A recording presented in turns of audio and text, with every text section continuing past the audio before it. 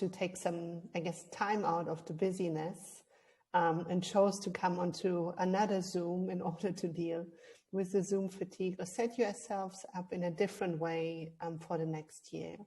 From my perspective, it's really invaluable to, I guess, stop and reflect on the things that have been working, have worked really well, and then really to decide what it is that you also want to take forward.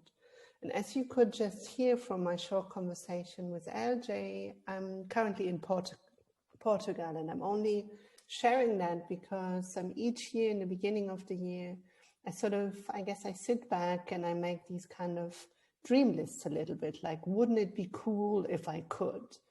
And when I sat back in January, I also made a collage. And at the time, kind of what I found was that there was a lot of nature pictures and adventure and leadership. And then obviously lockdown happened. And I thought, like, wow, this is a bit of a cosmic joke, because I have not been traveling all year. And how can it be that I have all these pictures on there? And that's so different from what materialized. But possibly because I had these pictures on there and had already created in my mind sort of a vision of where I wanted to go, I grabbed an opportunity 6 weeks ago that paused itself and came out to Madeira, kind of without knowing anyone, without knowing anything. And I was able to bring in these little adventures back into my life. And I'm sharing that because at the end of the year, it can also be really helpful for you, even no matter how grim maybe the outlook looks for 2021 and how impossible it might look to do really exciting things in your life or in your business. I would say never really underestimate the power of your positive intention when it comes sort of from an inspired place. So I just wanted to share that in the beginning. But obviously the last 8 months have been really, really challenging. And I think most of us really kind of can't wait to leave 2020 behind us.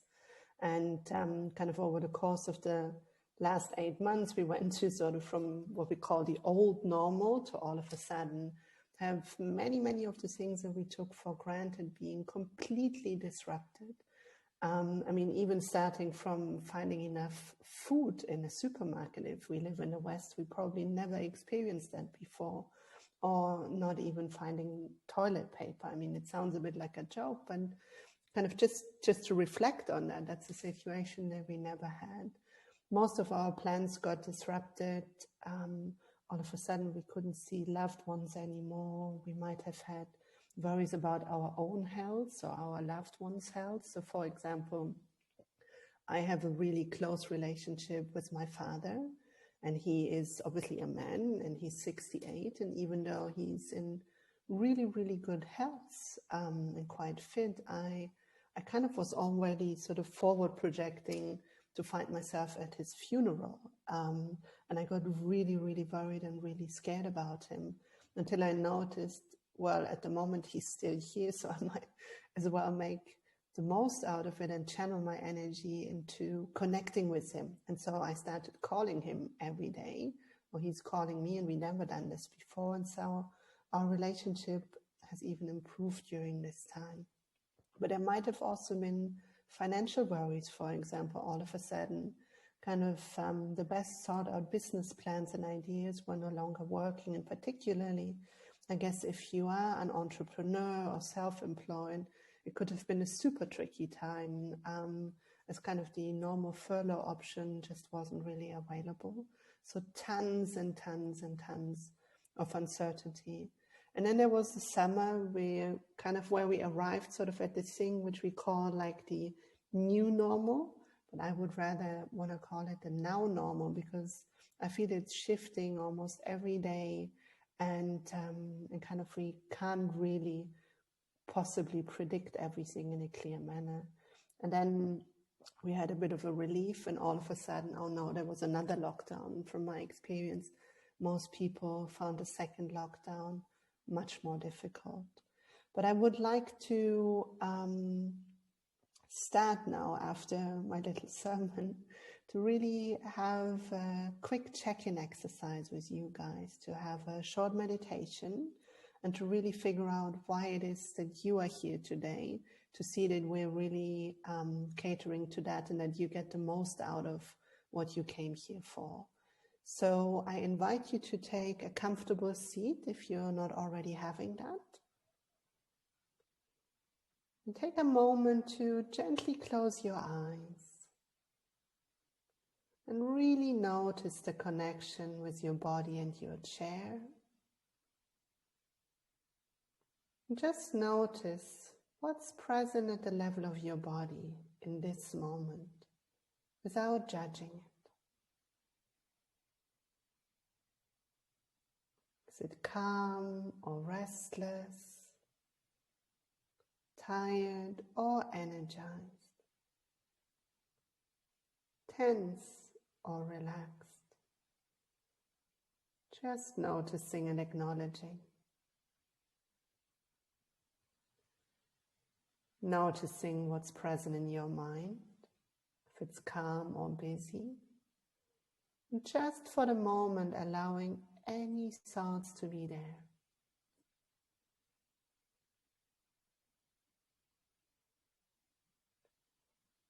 What is the feeling that's present in this moment, if any, and naming, labeling it briefly.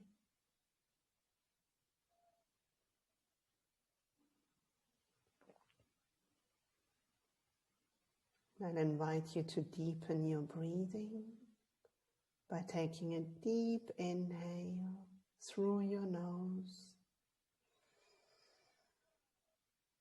and a slow exhale through your mouth.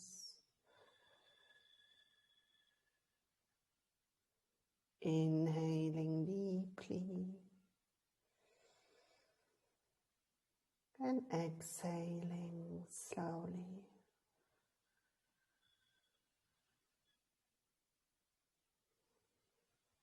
And just continue in your own rhythm by taking a deep inhale without forcing it and a slow exhale.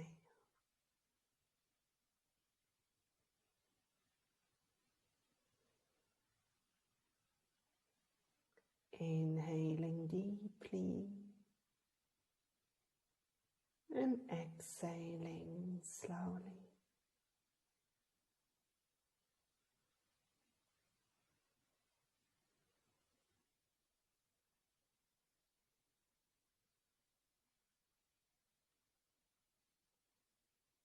And as you're breathing here, I invite you to just reflect for a moment.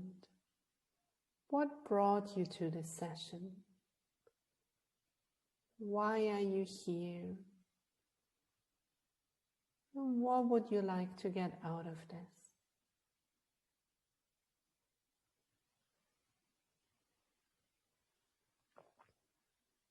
Why are you really here? And what would you like to walk away with at the end of this session?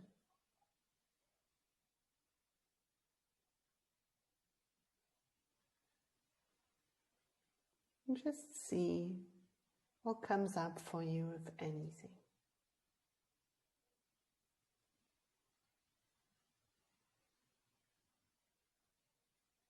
Then bring your attention back to your body. Notice the connection of your body and your seat. And then whenever you're ready, open your eyes again.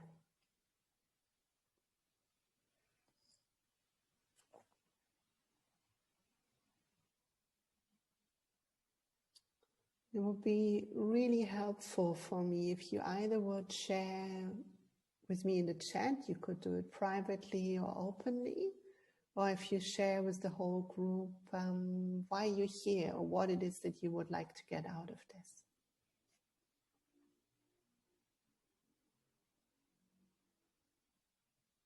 Hi there. Hi. Two reasons, I guess. Mm-hmm. One, I work for a consultancy which is exploring how we can like basically be creative in different ways. Mm-hmm. And like we're experimenting at the moment when what times and what activities make us creative. So, Mm-hmm.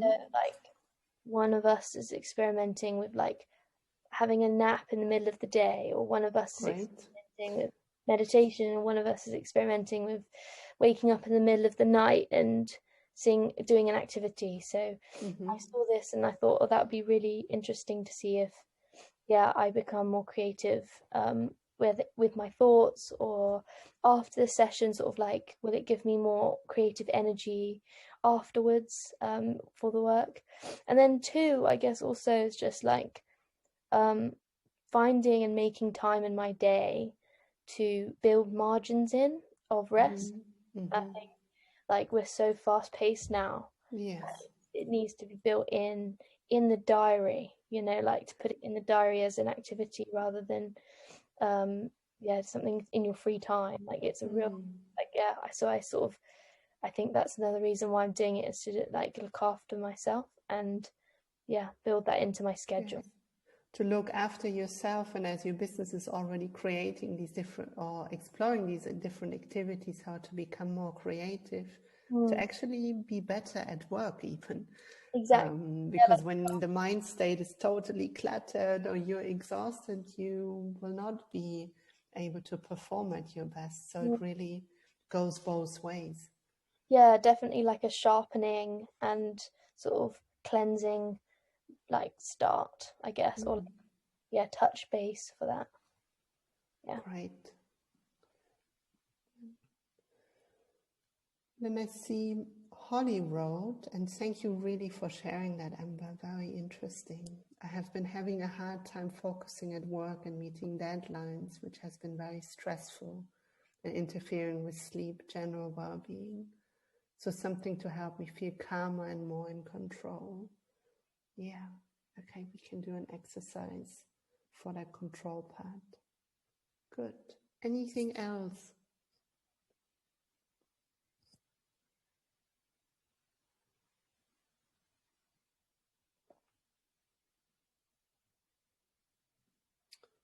Any tips on how to get to sleep? How to get to sleep? Yes, that's and what not to do before sleep, I guess, is the more important one. Without whiskey, how to get to sleep without whiskey. I think, yeah, that's a crucial one. I don't know about you guys, but I can clearly tell every time I had a drink in the evening, my sleep is not really deep during that night. It's much lighter, and I don't feel as rejuvenated the next morning. Okay. And Natalie agrees with Amber and Holly. I think it's important to block out the time to think or slow down. Find I can't sit down and do just one thing anymore. I'm easily distracted. I think we all are. And I lose focus. So to focus on one task at one time and feel more productive that way. Okay, great. Thank you for sharing, guys. That's really helpful.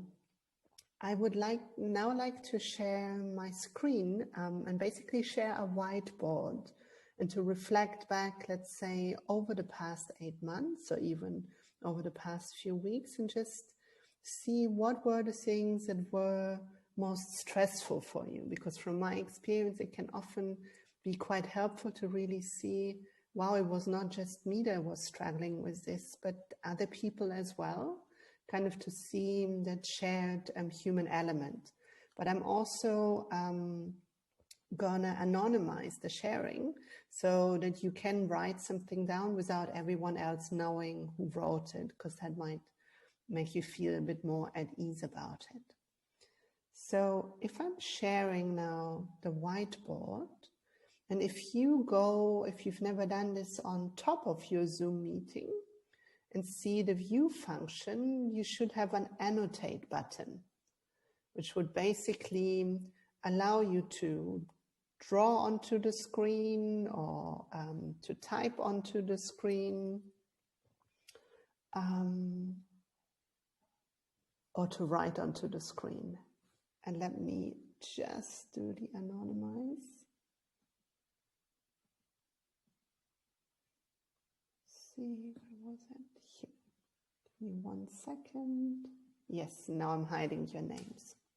So what was it that was stressful for you over the past 8 months, or that you found challenging?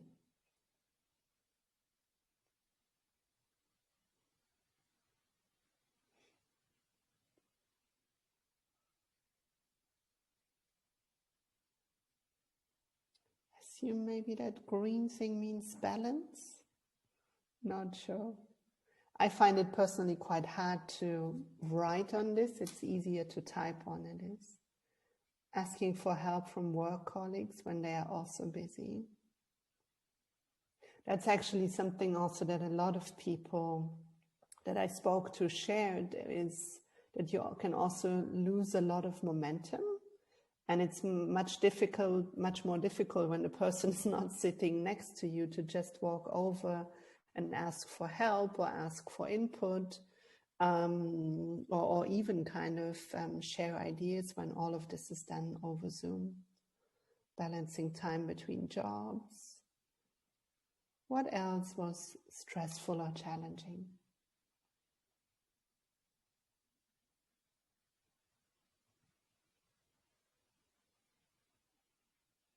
Not seeing friends and family, yes.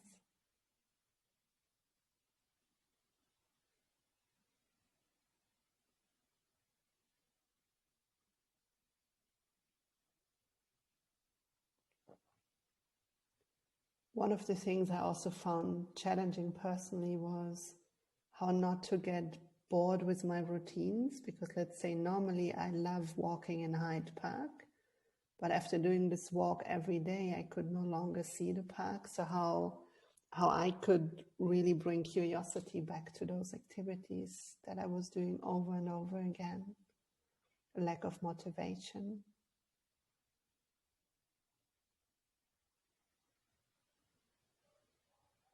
Feeling like a failure for not achieving as well as I feel I should. Yeah, I think our inner critics had a field day this year for sure. Feeling restless.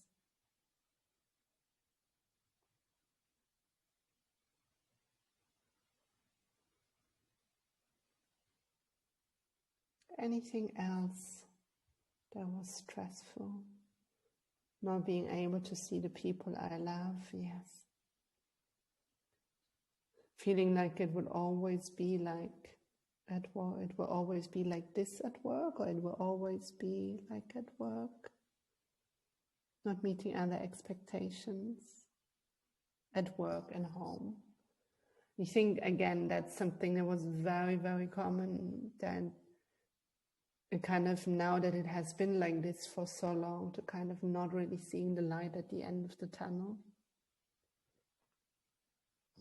And then depending on where one worked, I've seen also businesses where really the pressure went up enormously. And some senior managers were not really that great at communicating. And also often there was an expectation, well, now that you're basically at home all the time and you can't see your friends, you can do more work. But then others, maybe they didn't have much work as their business went really quiet, and that could have been also quite stressful. Anything else that comes up as you're reading also what the other people are writing?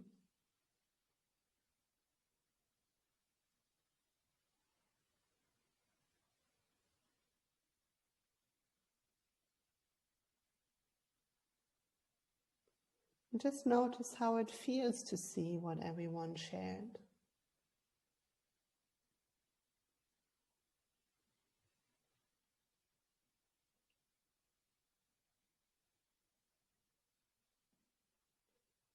And then I'm going to clear this.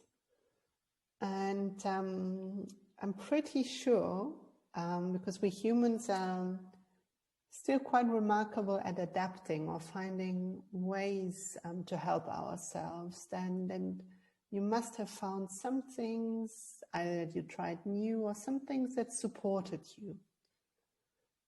And maybe by writing it down and sharing it with others, others might be inspired by some of the things that you did, that you found helpful.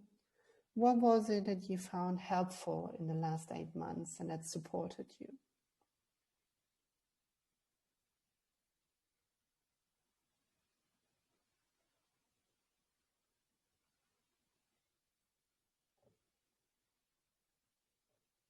And I'll invite you to write that down again. What activities supported you? Activities, people, mindsets.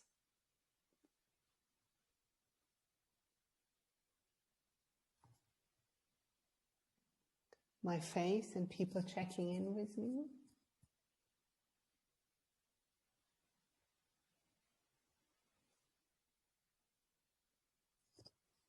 What else supported you guys?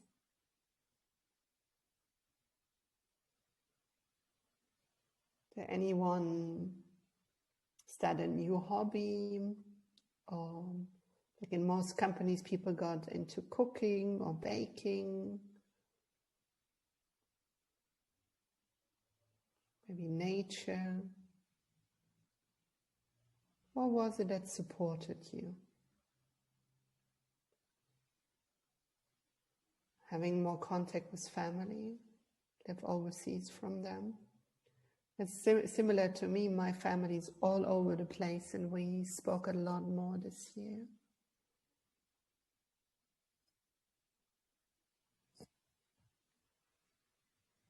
Running, music, podcasts, baking, candles, warm baths, memes, red wine, humor.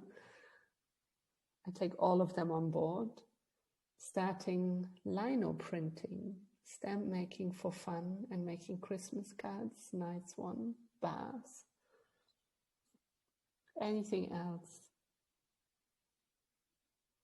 And I guess when I see podcasts, you have kind of some of your favorites, basically, that you could share with people as an inspiration.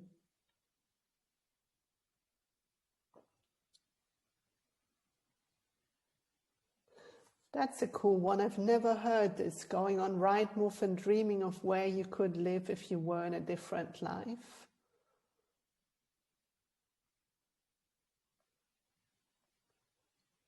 And who knows, maybe that will materialize, because from my experience, if you really dream about something and in that moment kind of almost feel as if you're already living there, if you can picture yourself, you're kind of halfway there to creating it. Dancing in the kitchen.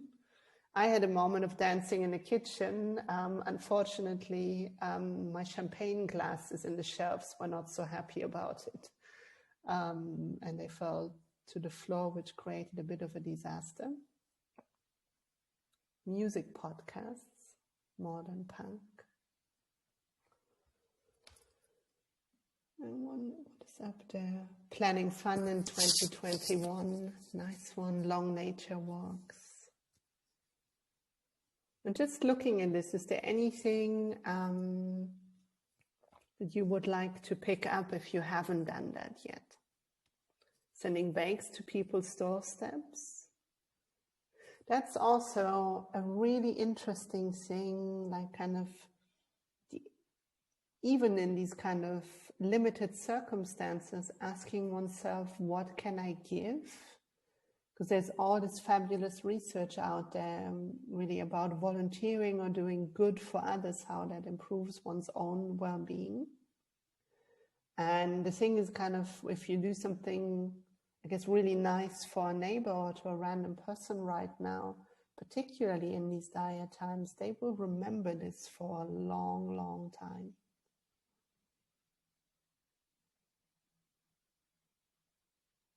Yoga and meditation would help, but I haven't been able to get started.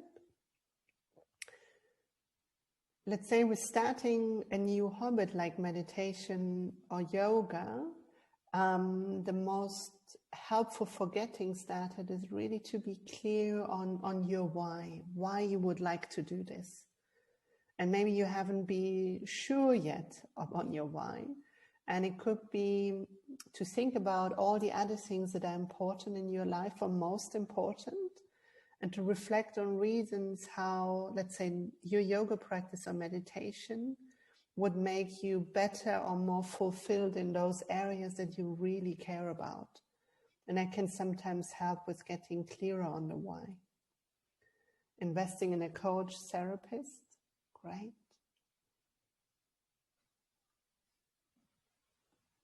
Cooking something therapeutic like risotto. Yeah, great ideas here.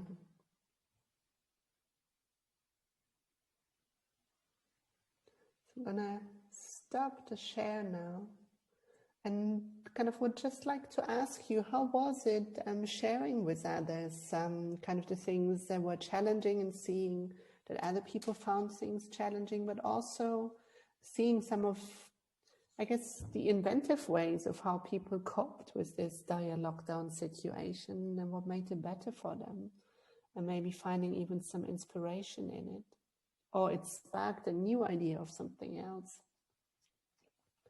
What was your experience? And you could also let us know in the chat, or let me know privately.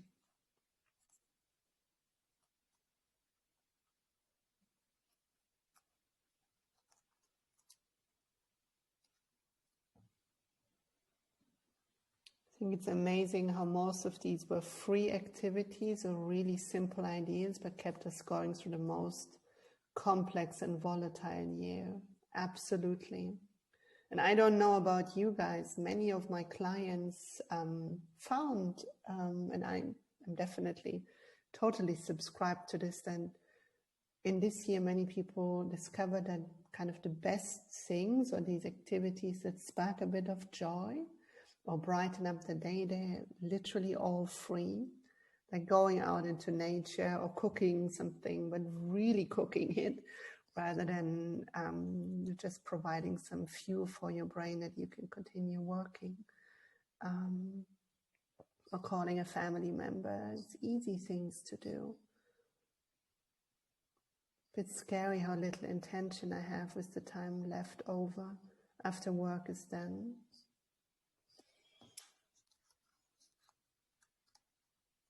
And we will do a reflection now to that point, Amber, and just see if there's any, I guess, things that you're curious about, kind of to build your own pool, but then also, I guess, offer some questions, and we can send them out to everyone who has joined at the end also, how you can sit down and reflect on them, really to build your pool of ideas. Because of course, particularly, I mean, now there is pressure, it's getting dark early, then you quite have a demanding work, and most of us are holding my phone into the camera, multitasking all of the time, which is really a killer for focus, for productivity, but also a killer for feeling any meaning or fulfillment. But then by the end of the day, most of us are really fried. And then to come up with like, oh, okay, now I have a free time and I'm going to do something really exciting. Usually we're just tired, or it's easier to just go onto social media or Netflix or any of the other streaming providers quickly. I don't know if this is other people's experience as well. Okay, great. I'll invite you to take a comfortable posture again. And I'll invite you to reflect. And if you don't want to do this as a meditation, you could also sort of just take a pen and paper and write on some of the questions that I'm going to ask you. And you might find that a really helpful process. But if you were the person that wrote there, you would like to, or you think that meditation will be good for you, then I'll encourage you to do this as a meditation. And I can send out the questions afterwards as well. So take a moment to find a comfortable posture again, if you're not already having it. And sometimes it just means to wiggle around on your seat,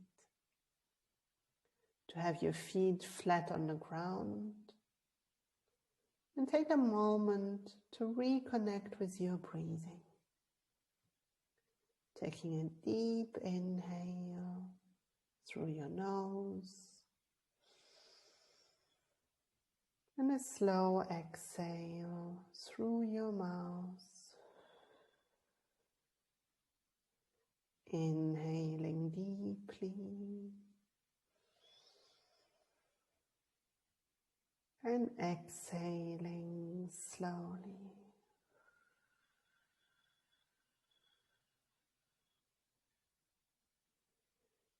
Inhaling deeply and exhaling slowly. And if you notice your attention wandering off, you're already fully present and focused. And then just bring your attention back to your breath. And that's training your ability to focus.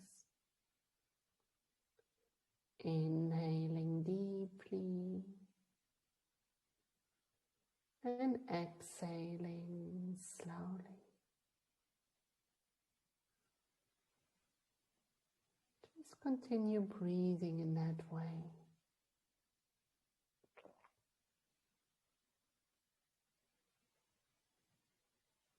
Inhaling deeply and exhaling slowly.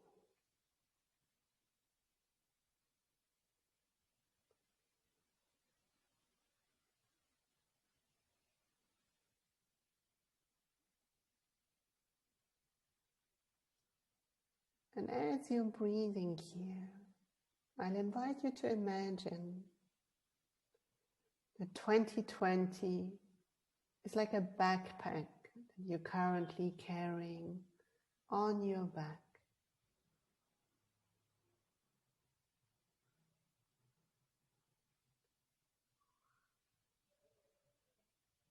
And has everything that happened in this backpack.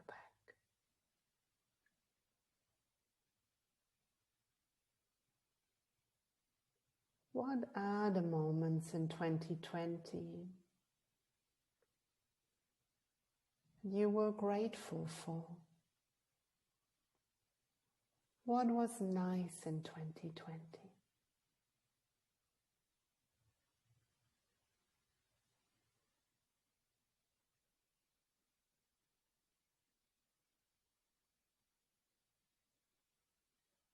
What were moments, however brief they were, that you appreciated? Or things, or people, activities? What was nice in 2020? And what do you appreciate?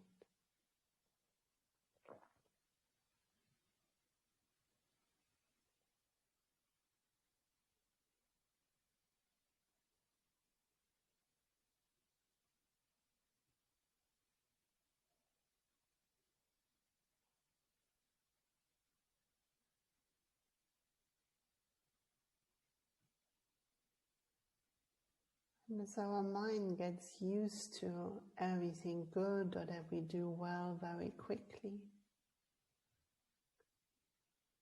what are the things that you did well this year, or things that were good self-care, things that were positive,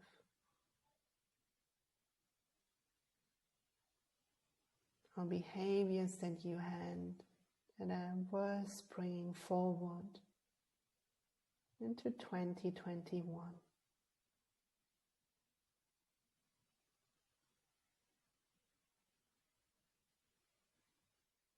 Or small things that you did well, or small behaviors that served you well, or others.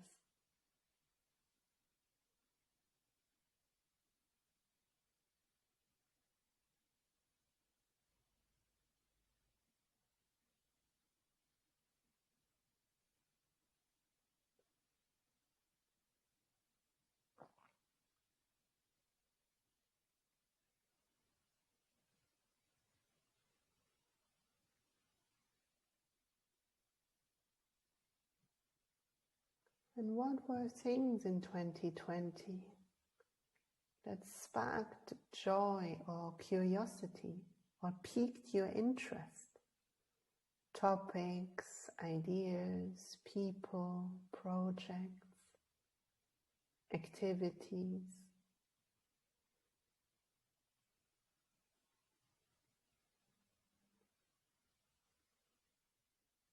What are you curious about and would like to explore, learn more about?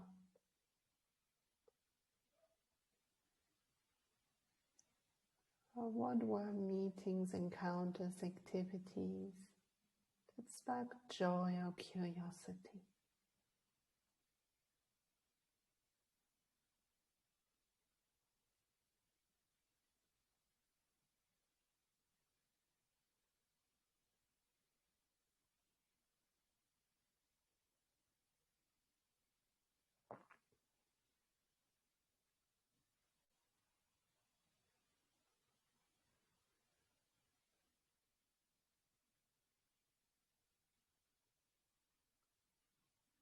And then ask yourself, as you're unpacking that backpack, what were some behaviors, projects, mindsets, thoughts, beliefs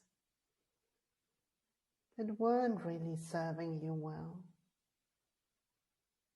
and that you'd rather leave in that backpack, and maybe even put that backpack somewhere really far away and lock it up? What were some behaviors, mindsets, thoughts, projects that weren't serving you well,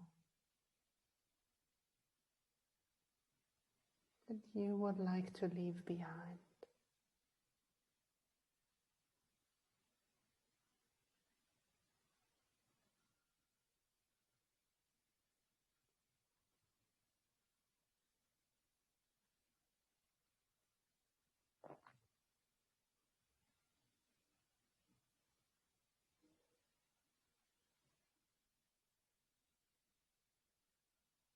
And then thinking ahead of 2021, a bit like the person that went on to Rightmove and dreamed about places to live. If you'd ask yourself the question, wouldn't it be cool to? Wouldn't it be nice to? What's coming up? And then no limits. Wouldn't it be cool next year, ... Wouldn't it be nice? And see if you can allow yourself to dream. Wouldn't it be cool? Wouldn't it be nice?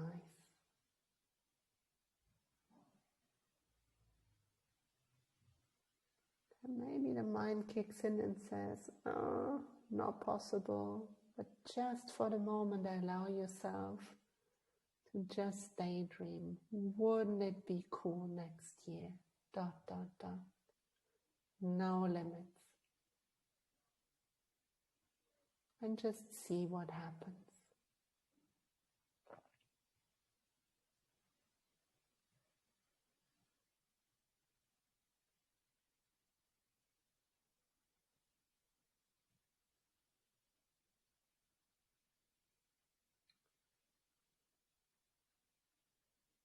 And lastly, ask yourself, what behaviors, mindsets, thoughts, projects do I want to bring forward into 2021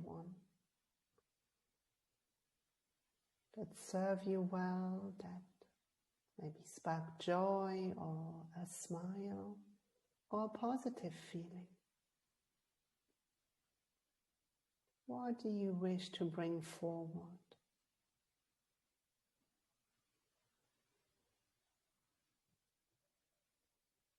And just see what comes up.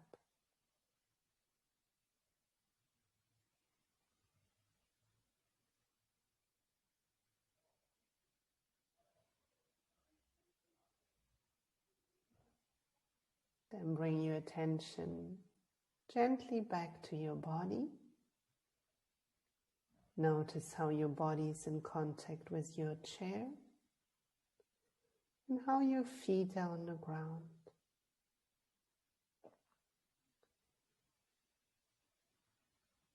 And then whenever you're ready, open your eyes if you had them closed.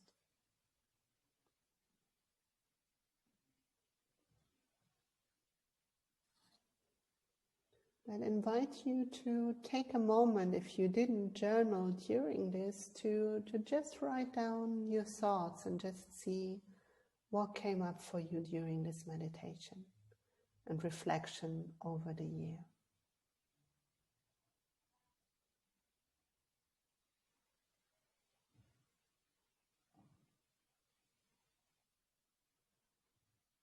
I give you a few minutes to journal.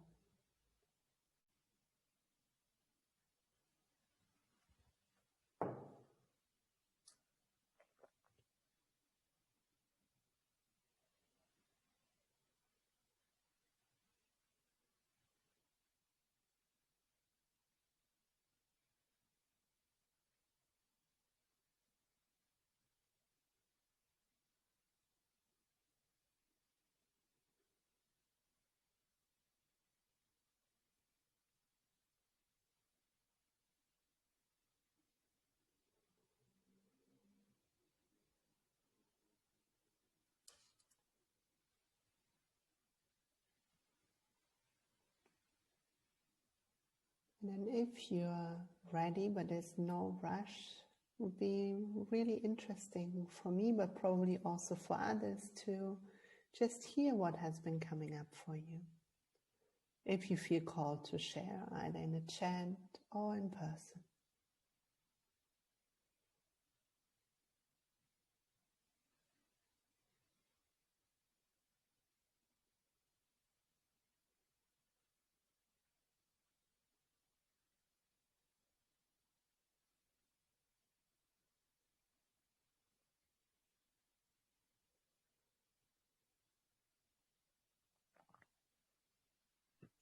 Hello. Hello. I think for me, when I was reflecting over like 2020 and all like the treasure hidden within it, I had so much, and I just feel really grateful for it all. And things like, I wrote them down. Like I did a lot of exploring of like nature areas and things that I would never do normally. Trying new things, trying new I love cooking things from like my garden. So like I really enjoy like growing things over the summer and then cooking with them, and sort of like felt really like healthy. I think it was the sun was also like making things a lot like healthier and like I felt really content. So yeah, there was so much treasure in 2020. And then as I projected my thoughts to 2021, I thought for sort of like dreaming of the places I could go, and I've got quite a lot of international friends, so dreaming where I could travel towards them and spend time with them, and potentially spend like a longer extended period of time over there, and sort of projects sort of bringing my startup to fruition, and yeah, having success with that, and just being able to get that off the ground would be amazing. It was just really fun to imagine what could be.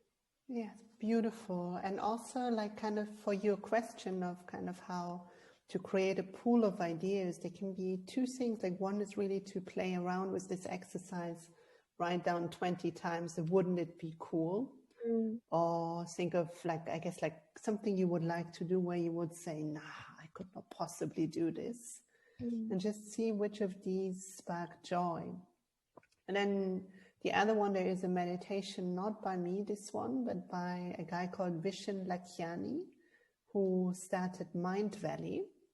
And it's called 6 Faces Meditation. And there basically he has that part, there's kind of a little bit of gratitude in it, some forgiveness, but also projecting yourselves forward for 3 years from now. But then the last part is sort of kind of projecting your day forward, your ideal day.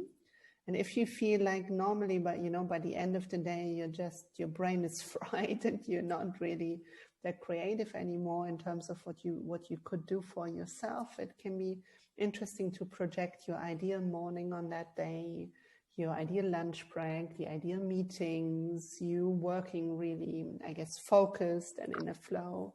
And then also having an evening kind of, and already setting an intention for the evening, basically. You can find it on YouTube. It's called 6 Faces Meditation. I'm typing it into the chat. Thank you. And I see Holly also wrote, reading more, relaxing with video games, exploring my new city and finding new cafes and restaurants to try, keep and enjoy the new friend I made at work, stay positive with the chance of bringing my cat over here. Beautiful. Yeah, nice.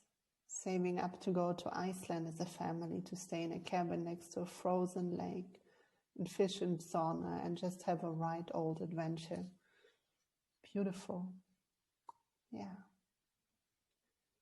So what I found really interesting, and maybe you can acknowledge the same for yourselves, like, I'm probably a bit older than most of you. I'm 44 now, but when I look at my life right now and I change it dramatically, I started as a lawyer, was a board level headhunter,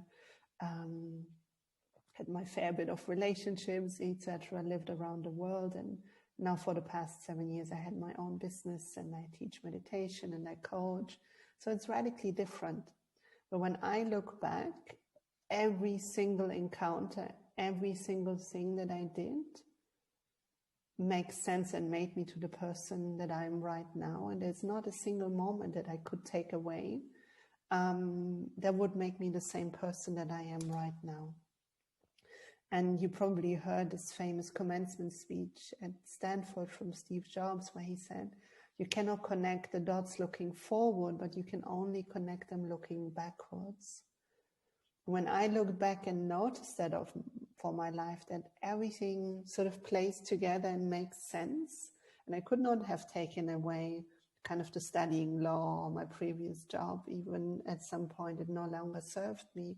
I couldn't take away having had a stalker at some point, and through that discovering that there's an enormous inner peace within me.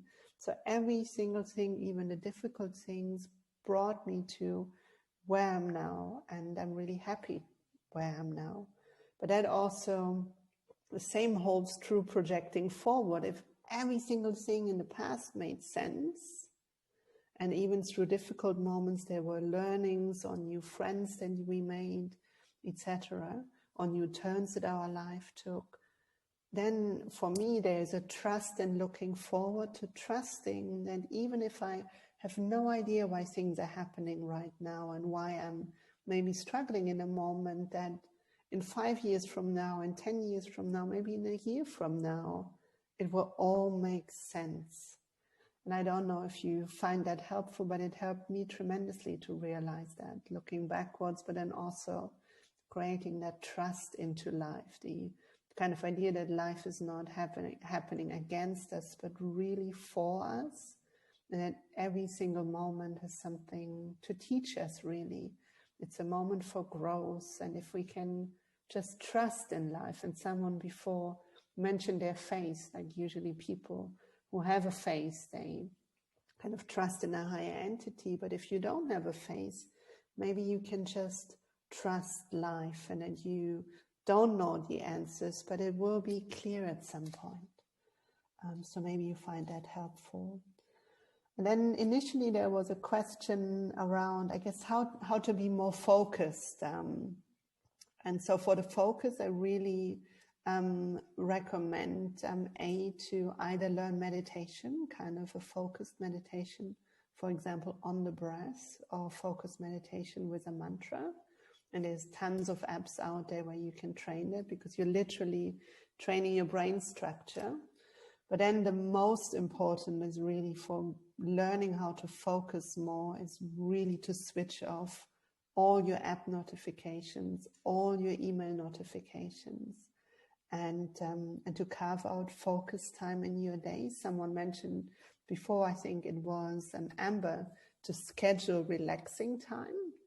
But there's also this famous working method, basically, that's called the Pomodoro technique, where you use an egg timer, or where you use the alarm function on your phone, and you schedule your day in kind of 25-minute slots where you do focused work.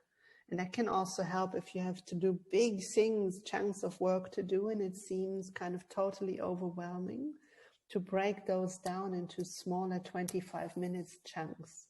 And during these 25 minutes, to really switch off your notifications and really focus on just that one task. And equally, I noticed, like before I switched off my email notifications, even if I would read a book, the moment there was something that I didn't maybe understand completely, or it was a little bit harder, my brain had this kind of, I guess it hit like a runner's wall, kind of where you all of a sudden feel it's insurmountable. And it wasn't really conscious, but I then, in those moments, I would then go and check email. Because most of us, usually, we kind of distract ourselves the moment something gets hard. So switching off the notifications can really do wonders. And then there was the question around, what can I do if I'm sort of, I guess, overwhelmed at work, and it feels a bit out of control? To really look at the situation and look at your day and really see what's in my sphere of influence. What can I control here? And then really only look after that. So for example, what you can control is the amount of social media you engage with, the amount of news you check, the level of self-care. You can control your actions. You can control carving out some time. Obviously, if you work with others only in a limited way, but maybe you could communicate it to them. But what you can't control is other people's behaviors. You can control it maybe a bit by setting boundaries yourself, but you cannot control really how they react or what they do.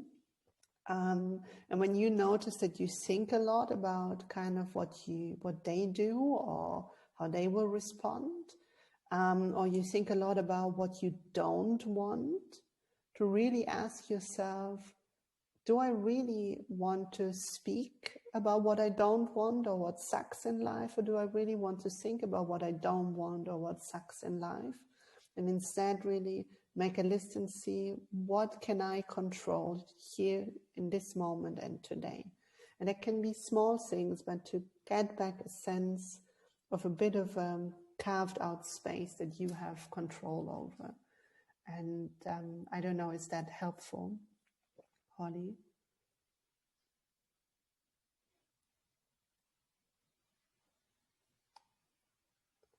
Amber saying yes. Holly asked the question before.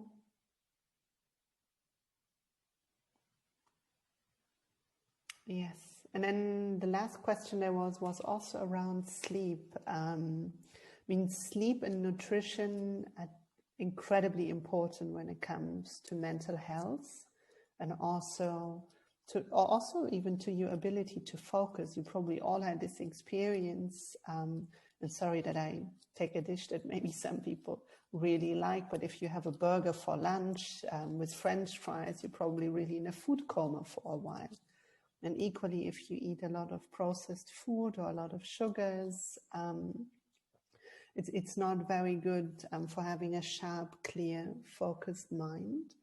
And so in terms of sleep, like I guess one thing that already helps is not having coffee after 2 p.m. Because if there's coffee after 2 p.m., there's usually kind of, I guess, a lot more adrenaline and cortisol in the body. that makes it more difficult for the body coming to rest. Equally, if you put alcohol into your body, again, the body creates more heat and tries to get rid of the toxins, and then it's also really difficult to sleep.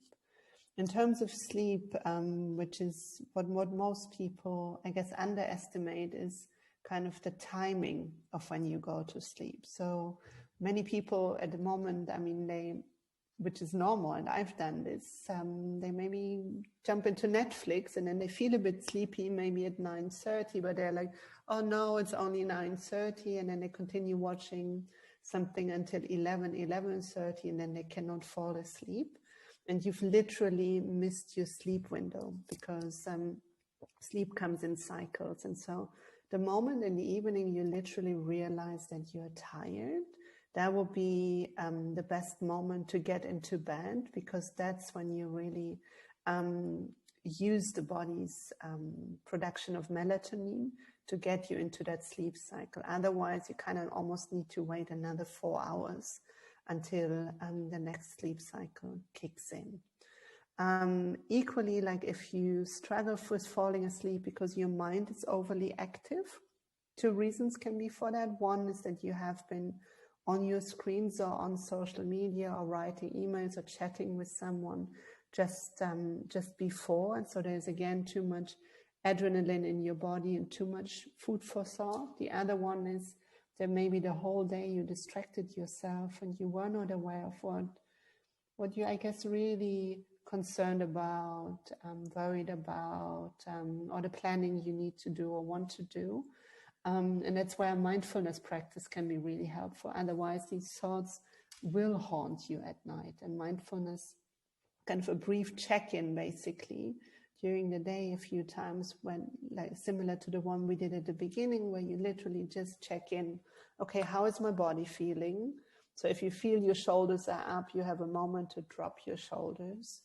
If you feel your breathing is kind of in the chest and really tense, by elongating the breath as we've done it, you can calm down your nervous system.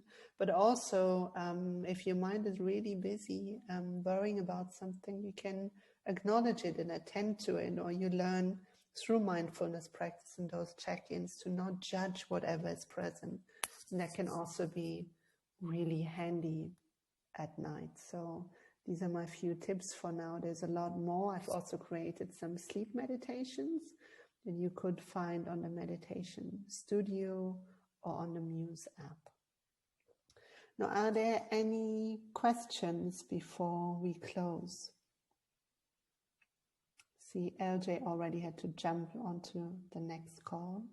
I have a quick question. Yes. Is there any meditation, like, I don't know, exercises that are specifically for like energizing?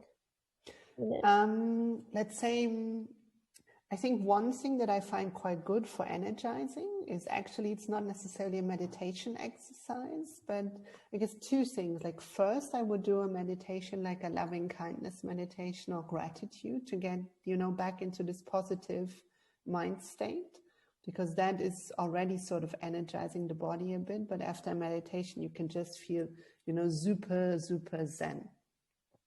So there are 2 ways to do this. Like, if you do a meditation, I guess, let's say at 1 p.m. in the afternoon, you could have a coffee before, because it's before the 2 p.m. slot. Meditate for 20 minutes and then the coffee kicks in at the end, so you would feel more energized. But if it's not the coffee hack, so to speak, you could just simply, you could try this now. I can't because I'm sitting too close to the table.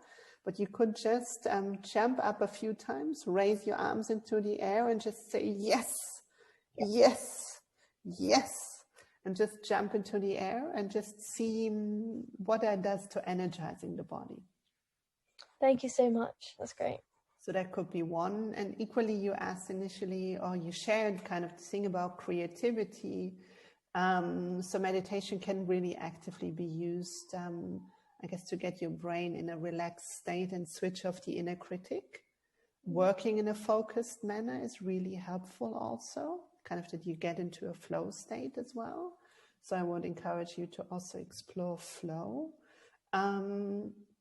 And then also kind of, I guess, when you have exhausted the realm of everything that you know about a problem, or when you feel kind of all of a sudden, I have no new ideas coming up again, formulate your problem as a question and then do a relaxing activity. So for example, when I wrote my book, every time I felt like, oh, I'm getting slow in front of the computer, or no new ideas coming, or my mind is a bit frozen, I would basically leave my desk and I would either take a shower or go for a walk in the park, kind of, and stop trying to solve the problem.